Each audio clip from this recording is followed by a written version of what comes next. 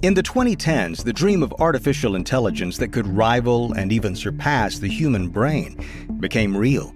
The big tech companies, Google, Facebook, Meta, knew they'd have to harness this technology if they were going to win the new AI race. In fact, it was key to their very survival. But researchers within each company would soon sound the alarm that if the tech giants moved too fast, the consequences could be devastating. Hi, I'm David Brown, the host of Wondery's show Business Wars. We go deep into some of the biggest corporate rivalries of all time. And in our latest season, the tech behemoths fight to dominate the artificial intelligence space and reckon with the costs. Follow Business Wars wherever you get your podcasts. You can listen ad-free on the Amazon Music or Wondery app. You're listening to a Frequency Podcast Network production. You have one unheard message. I am finding it harder and harder to be able to go out and have fun with my friends because everything costs so much and my salary does not go far.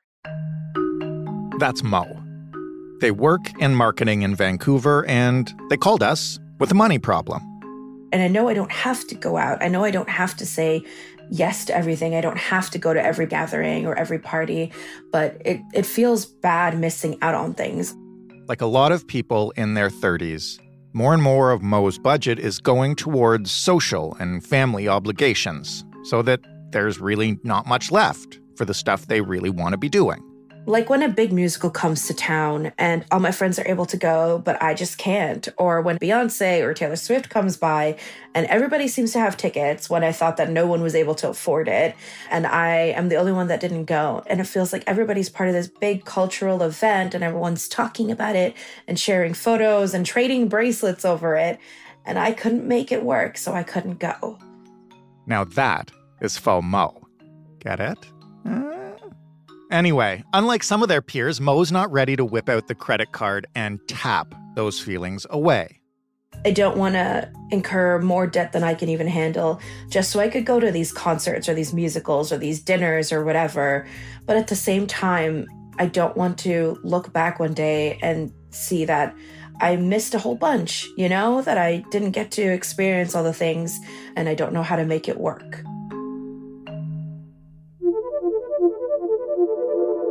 This is what Mo is asking us. Is it possible to have a social life, a full social life in this economy? Is there a way to have fun without ditching your financial goals or racking up credit card debt? I'm Jordan Heath Rawlings. You are listening to In This Economy, a show that helps you understand the systems that create our money problems, from grocery bills and mortgage renewals to Taylor Swift concert tickets without the financial regret that comes with them.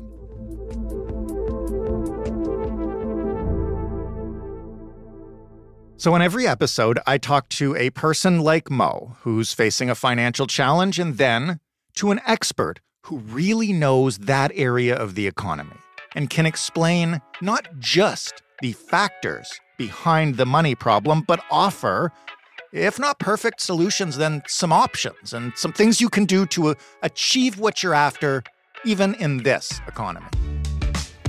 We all have jobs because we need to pay the bills.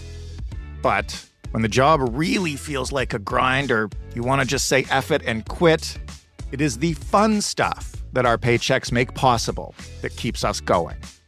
But in reality, a lot of Canadians are struggling to have what feels like a full social life without breaking the bank.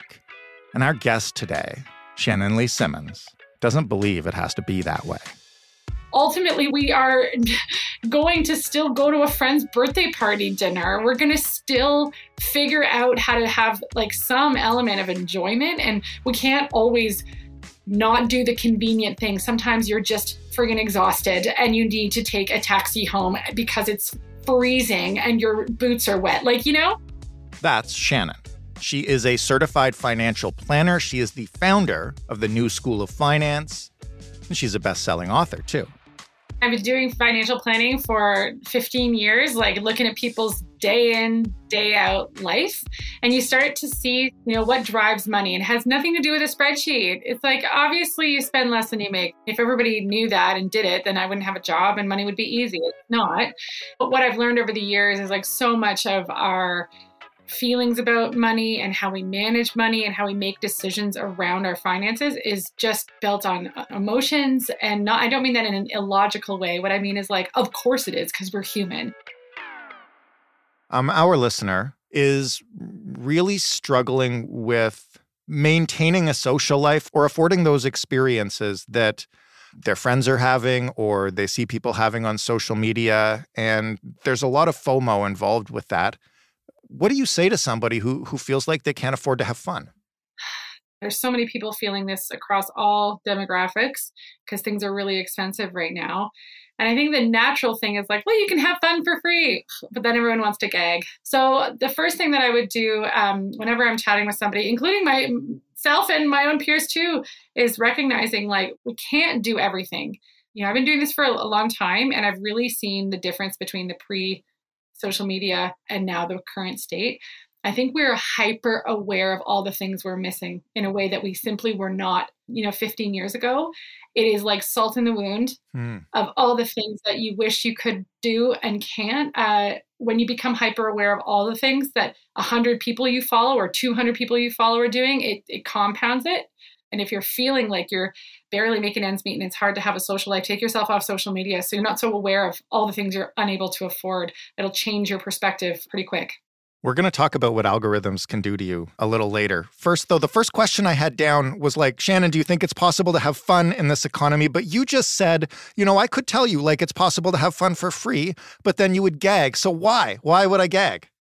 Yeah, I think it is possible to have fun for free. I mean, there's so many people in the world that do that. What it really is how do you make it okay with yourself? So if you're in a financial situation that's very different from your peers, I'd have a hard look at that because they're having fun in a way that maybe you can't keep up with. It's not a way of saying like get new friends, but maybe recognizing that and then also finding people in addition, not instead of the, initial group that are in the same sort of financial sphere as you, who are having fun for free, who are doing the free things in the place that they live, who are happy to go to a park and go for a walk instead of go for a beer. And like, it doesn't feel like settling if you are doing it with people who are also just as excited to be there as you. So look at the people around you, because that's what's making you feel like you can't have fun because the only way they have fun is to spend money. You've got a concept called inadequacy influence. Yeah. Tell me what it is and how it applies here. It is innately human to compare yourself.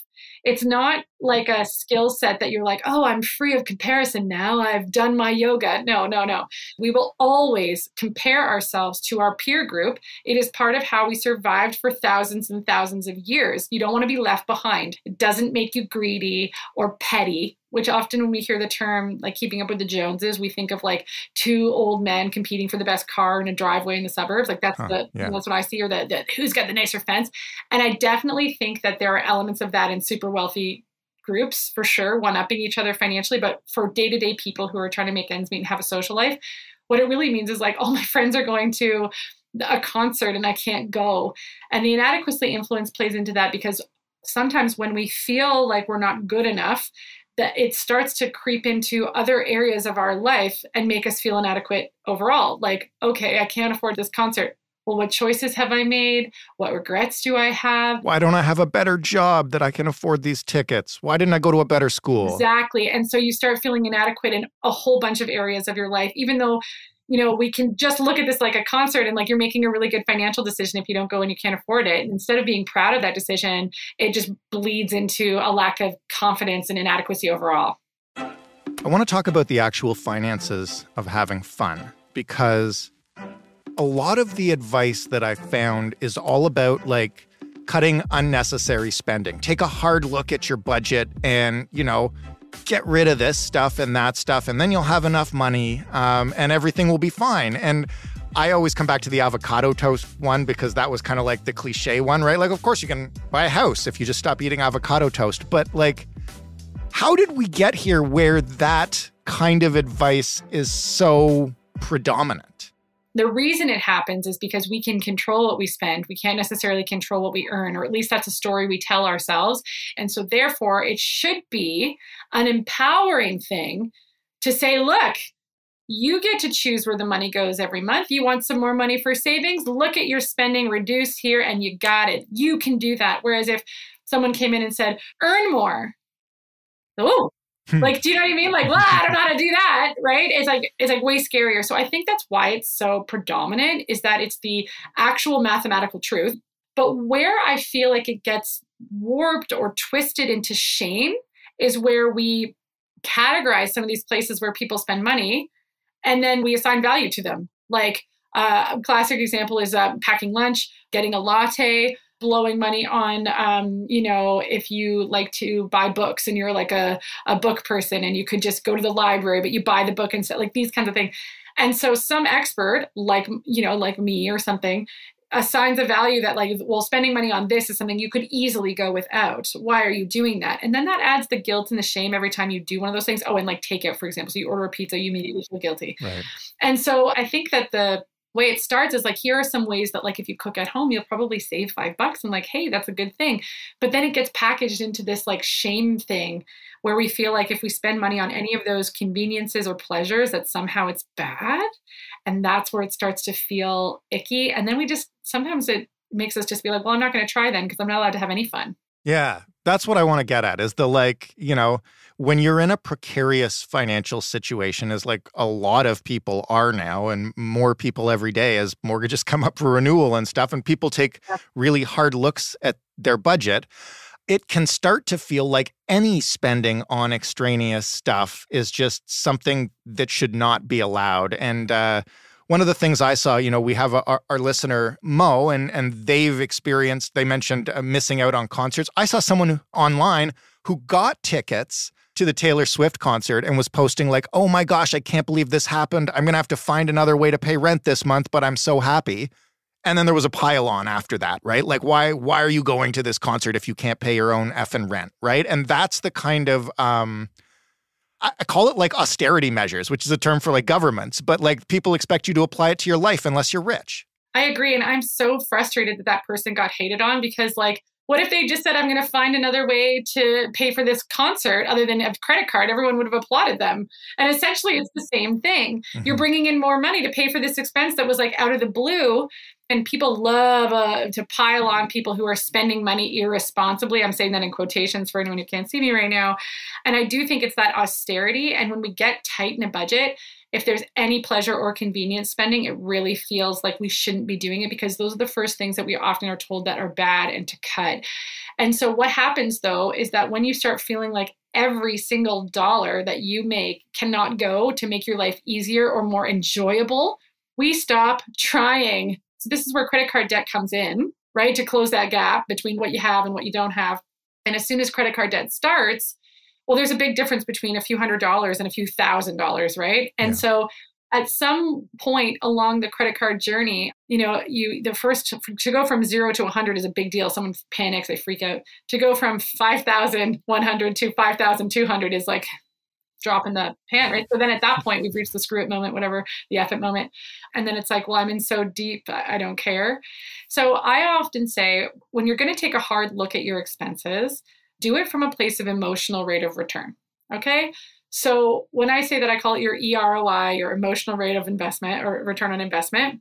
So if we're looking at two different people and I'm looking at their expenses and they both need to cut $50 a month, I'm just making this up as I go. Yeah.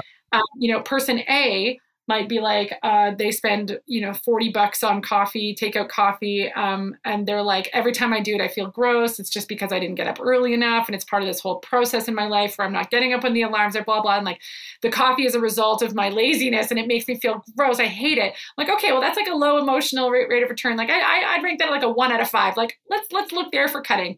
But we're not cutting because I said lattes are expensive. We're cutting because it doesn't provide them any joy. And then I take person B and they have to cut $50 from their spending. And they also spend $40 on lattes. And they're like, every morning I get up, it's part of my walk. I like get my coffee. I can like smell it. It's so good. I chat with my barista. It puts me in a good mood for the rest of the day. I don't think that person should cut that. I think we need to find something else in their budget that is a lower emotional rate of return for them that'll be easier to let go of, right? And so not everybody is the same. And so by saying that you need to just cut lattes because they're bad, well, some people will be like, yeah, that's right. And some people will be like, how dare you? Like, that's part of my joy. And and as we get tighter and tighter in our budgets, we only have so much money to bring joy from. Let's make sure it counts. And I think a lot of that comes down to saying no to other things that are sort of like socially not acceptable to say no to. Like what? Like I find, so for anyone that's listening I talk to clients every single day about their finances. So I see these anecdotal trends, and something that has been consistent for over a decade for me are things like social obligatory spending. So all the wedding hoopla, right? So like bachelorette parties, showers, all that stuff. There is a point of which you're so happy to contribute, and then it goes over a diminishing marginal return into the zone if you're in the wedding party. And then also there's like 3 parties for one couple. And what? And so there's the wedding stuff or the bachelor party stuff. There's the baby shower stuff. There's the, it's the holidays and everyone in my family decides that $100 a person or $50 a person is the right amount, but like, I can't do that. So now I feel like I'm somehow beholden to this ridiculous budget for these gifts that I can't do. So gifting. And then if you're a parent, the kids' birthday parties, like it's just like a thing that happens. You don't want to send your kid to a birthday party with nothing, but you don't even know this kid. They're going to rip it open, never play with it again. It's like, it just feels like money that you are obliged to spend, but there's zero joy in it. And you don't even see the benefit of doing it in the first place, but you feel like you must spend it. Right. And I think that's the kind of spending that people will prioritize over stuff that maybe will bring them joy because they're afraid of being seen as selfish and they're afraid of being seen as not a team player. And that comes back to that whole evolutionary thing of like keeping up with your people is like, you don't want to be selfish and seen as unkind, even though you're just sort of self-protecting. How do we say no to those kind of obligations? Either A, if we're serious about not spending money in ways that don't bring us joy, or B, and you just can't afford it. Like, do you have a script that can explain it here? Yeah, I have. Well, this is sort of my rule book or playbook, if you will, for having like money conversations that are awkward. Number one, get over yourself. You have to be vulnerable and honest with whoever it is. And if you actually care about their feelings, then they probably care about you too, right? So number one, you're going to have to get vulnerable. Number two, make sure that like everyone is like eaten and is hydrated. That sounds funny, but like springing a money conversation with a disappointing outcome on somebody out of left field or by text or last minute, that's also not cool. Like you tell someone you're going to be there and then last minute bail. And then get angry because they're like, why are they angry? Because you last minute bailed. Like you should have told them a while ago that you couldn't afford it. And then 3, I often say like when approaching it, just be like, literally say what you're doing. I am running tight right now. I am trying not to go into debt, or I am trying to pay debt off, or I have no savings and I need to build an emergency account so I can sleep at night. Like, what are you trying to do in your financial life that this person maybe didn't know? And when you actually outline, I'm trying to do this thing, people are like, oh, wow, I should do that too, or like me too, or whatever. Like, I'm trying to do this. I cannot say yes to everything. I'm going to this concert and I've already committed to myself that I'm going to do some things that are like joyful here. And if I do that, then I can't do this because I cannot say yes to everything. I hope you understand. And then the last piece is, how can we still celebrate X or still make this special, even if I can't do the thing financially that we originally planned? Like, what else is possible? And so if you come in with it like, hey, this is what I'm doing. B, these are why I can't do all the things. C, this is what I'm trying to prioritize for this reason. And for like, what else can we do? I would be hard pressed to find, and you do that not the day of, I would be hard pressed to find somebody who would clap back at you. Yeah. And I think what's happened as a result of some of those really brave conversations is the person on the receiving line is like, oh, A, I didn't realize. Thank you for telling me. B, let's change the whole thing. I'm going to go do this really expensive birthday thing with these 2 friends that wanted to also do it. And then let's have a big old party afterwards at a normal place or like whatever. And it can be that. And then everyone has to just be okay with it. I want to get really practical here for a second when we look at the emotional return on investment. And we have someone like Mo, where they're staring at a really tight budget and they're probably now hopefully thinking about what brings them joy. How do you want someone to go about that? Would you suggest they sit down and literally look through like their expenses for a month and give everything like a 1 to 5 score and adjust accordingly? Yeah, like literally that's chapter 6 of Worry-Free Money. It's a yes. There we go. So that is my hard look at your finances, is a line by line audit of where your money is going and what are the things that are dragging you down that you could set a boundary around, and being really specific about it. Like highlighting the transactions that you don't even remember. That's a huge thing. And that happens now with tapping. I have found that tap technology and also like all those apps on your phone where you just press a button and it arrives. Yeah. People forget they even do it. I'm so guilty of that. And so most people are, because it's so convenient. I just got it on my watch. Right.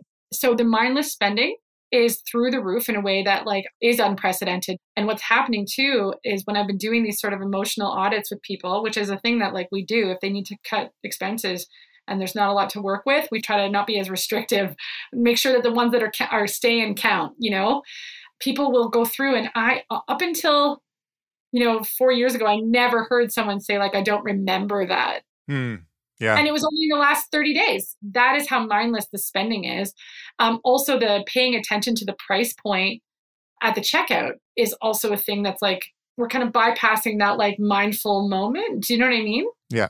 Where you're handing over bills and you're like, oh, exactly. 2, 3, 4. You feel it. You feel the loss immediately. You see the loss, and you'll make decisions differently if you have a ceiling. I have, as sort of like an exercise, one time I told someone, okay, for 2 weeks, bring the money that you want to spend in cash, which is like an old school way of thinking, totally. Yeah. But why I challenged them to do it is like, feel the difference in how you're making decisions when you know you've only got $200 in cash on you, and you're going to be embarrassed if you get to the cash and you don't have enough, versus no matter what you put in your cart, if you can just tap it away, it doesn't matter if it was $240 or if it was $205, it doesn't matter, because you know that you've got that waiting. So what the outcome of that 2-week experiment was like a hyper awareness of the difference in how you make decisions when there's a ceiling. Right.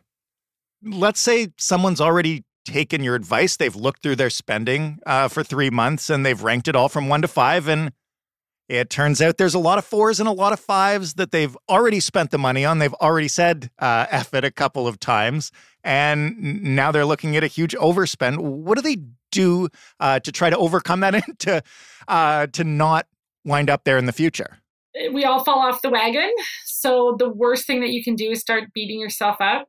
So compassion for yourself, a little bit of grace and understanding. Obviously, if this is a repeat pattern, there's probably something else going on there too. But I typically see people's credit cards spiral a little bit, like once or twice a year, to a point where they're like, I did too many things there. Or like, oh, this was really hard for me to say no to, the holidays being one of the big ones and summer being the other. And so the best approach to that, even if you can't pay it off in 3 months because you kind of splurge and it is what it is just like slow and steady wins the race. Honestly, the worst thing you can do is go into hyper scarcity or hyper whatever, like, screw it, this is me now, I'm just a person that has debt. Both of those are dangerous territory. So hyper scarcity may feel like the right answer because you want to get control of it right away. The problem is that probably comes with extreme budgeting, which is like promises that are unrealistic. Like, I'll never take transit. I'll never take out something. I won't buy clothes for a year. I won't do any of these things. I vow to not spend money. These kinds of things set us up for failure, because probably the average person's going to still do those things. And then because you've made this massive promise and then you fail at it, you like feel like a financial failure and you're right back into, well, screw it. I can't budget. I'm not good at money. And really, it's not that you're bad at money. It's just like the budget was like unrealistic. Like, it should never have existed in that form. So the best thing to do is to consolidate debt where you can. So at least the lowest amount of interest that you're paying, and then make a long-term plan. So like, maybe this debt will be with you for a year and a half. Okay. That's what it has to be in order for me to sort of pay it off and then not go into more, then so be it. You can get out of it and you can do it slow and steady, and it doesn't have to be a self-punishing thing for years to come, and it doesn't mean you're bad with money. In the 2010s, the dream of artificial intelligence that could rival and even surpass the human brain became real. The big tech companies, Google, Facebook, Meta, knew they'd have to harness this technology if they were going to win the new AI race. In fact, It was key to their very survival. But researchers within each company would soon sound the alarm that if the tech giants moved too fast, the consequences could be devastating. Hi, I'm David Brown, the host of Wondery's show Business Wars. We go deep into some of the biggest corporate rivalries of all time. And in our latest season, the tech behemoths fight to dominate the artificial intelligence space and reckon with the costs. Follow Business Wars wherever you get your podcasts. You can listen ad-free on the Amazon Music or Wondery app.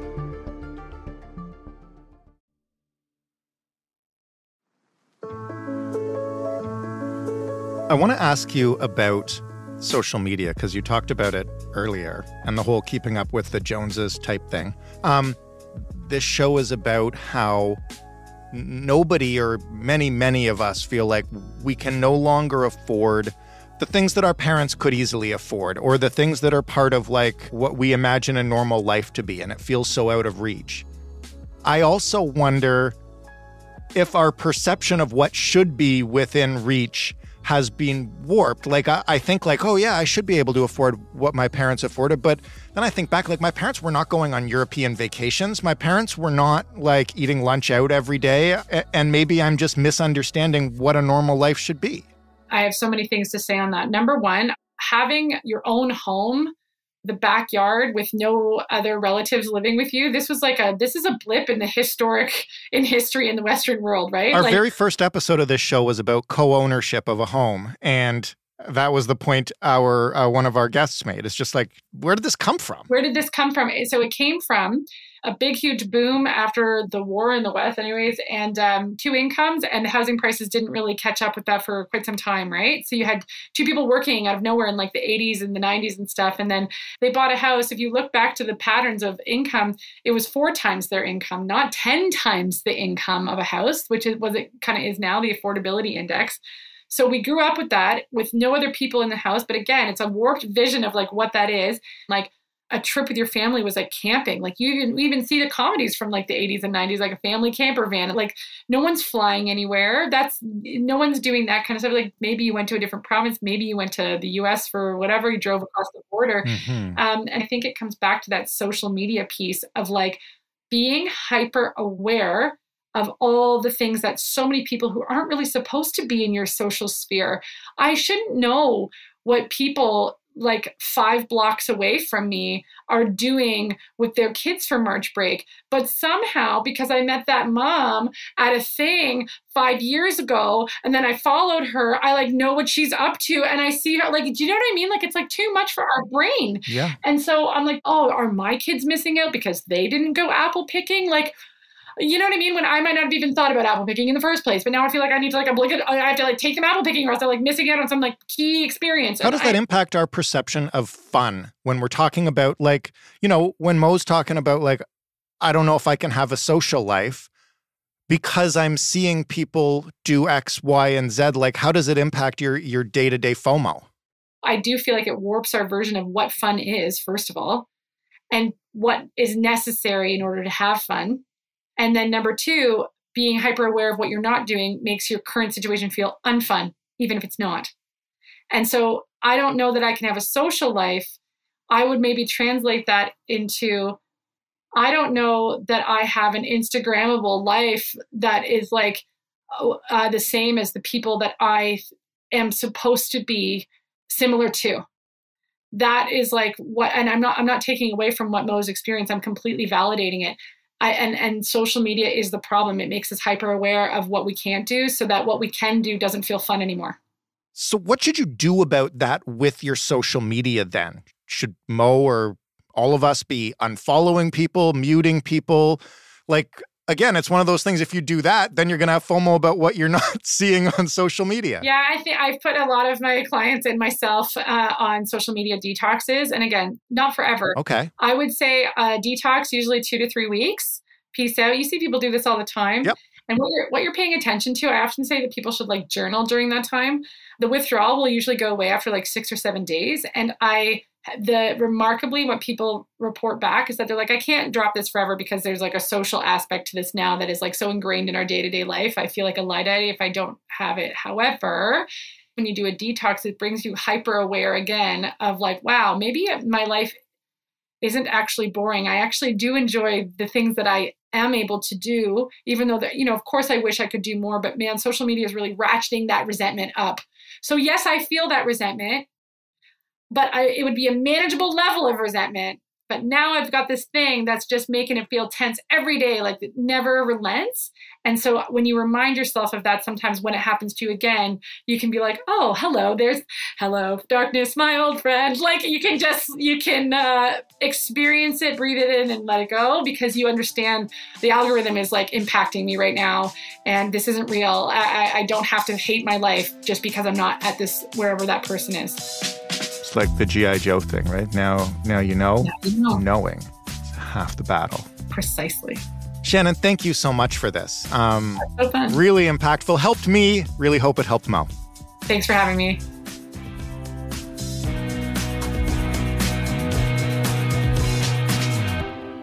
Thanks so much to Shannon for helping us figure out how to inject more joy into our monthly budgets. But before you go and splurge on whatever Taylor tickets you can find, or before you start canceling all your family invites, let's lay out what you got to do. First, as Shannon said, get a snapshot of where your money's been going. Look through the last month of your expenses, or even the past 3. Do you recognize all those purchases? Which ones were necessary? Which ones were for fun? And which ones did you make almost unconsciously? Shannon recommends ranking your expenses from 1 to 5 on the happiness scale, and you can exclude the necessary ones like food and shelter and transportation. Once you've gone line by line, start crunching the data. What spending made you the happiest, both in the moment and when you think back on it now? Look at your budget and see where you can cut those 1s and 2s to make more room for the stuff and experiences that resonated with you. Number 2. If you've been feeling a lot of FOMO lately, reflect on where that's coming from. Is it that your friends were all doing something in real life and you couldn't afford to go? Or is it that you've been scrolling through Instagram and TikTok a lot lately and you've seen vacation videos and home reno videos, and that's got you feeling like you should be able to do that? If it's that, then you need to consider changing up your feed. Whether that means unfollowing some influencers and lifestyle accounts, or even muting the friends that make it hard to enjoy the fun you can afford. And if that doesn't work, you might need a social media break, even if it's just for a few days or a couple of weeks, so you can pay attention to how it feels not to see that stuff and see if it affects your spending. And look, lastly, I'm never going to pretend that you will lead the most fun, exciting life without spending any money. But living our best lives does not mean living a life of luxury. We've all read and watched enough celebrity tell-alls and exposés to know that a lot of the people leading the lives that we see on social media are still unhappy. And here's where I get a little bit cheesy on you. Having fun and enjoying your life is about the people that you spend it with. It's not about what you do. If you're finding that you and your friends are in the habit of spending a lot whenever you hang out, just try doing something different. Hang out at a park or in someone's backyard. There are always ways to have fun that won't break your budget and that will let you break your budget when you need to.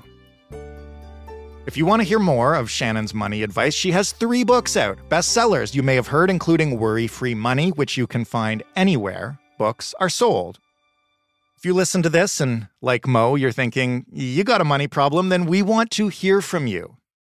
You can email us at hello@itepod.ca, or you can call us and just ramble on and talk it out. Leave us a voicemail. That number is 416-935-5935. As you probably know, if you've been listening to this show, we don't need your real name. We do need your real numbers, real fears, real plans, real questions, and real contact information so I can talk to you. You can find us on social media as well. We're on Instagram and TikTok at In This Economy Pod. If you want more of this show, if you want us to keep at this, you need to share us with anybody and everybody you can find. Word of mouth is how these podcasts grow.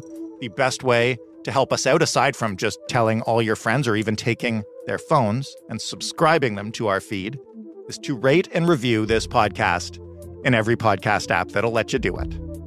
I am your host and your executive producer, Jordan Heath Rawlings. This episode was written and produced by Ali Graham. The sound design was done by Robin Edgar. Story editing by Stephanie Phillips. Mary Jubrin is our digital editor. Diana Kay is our manager of business development. And altogether, we're the Frequency Podcast Network. Thank you once again for listening. We will talk to you next week on In This Economy.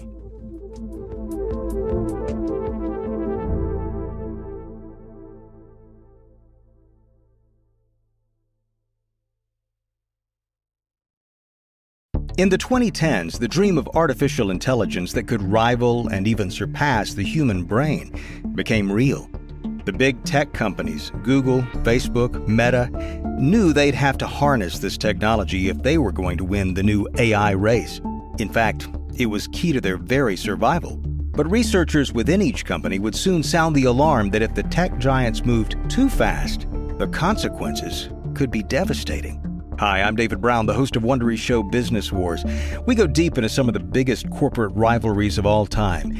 And in our latest season, the tech behemoths fight to dominate the artificial intelligence space and reckon with the costs. Follow Business Wars wherever you get your podcasts. You can listen ad-free on the Amazon Music or Wondery app.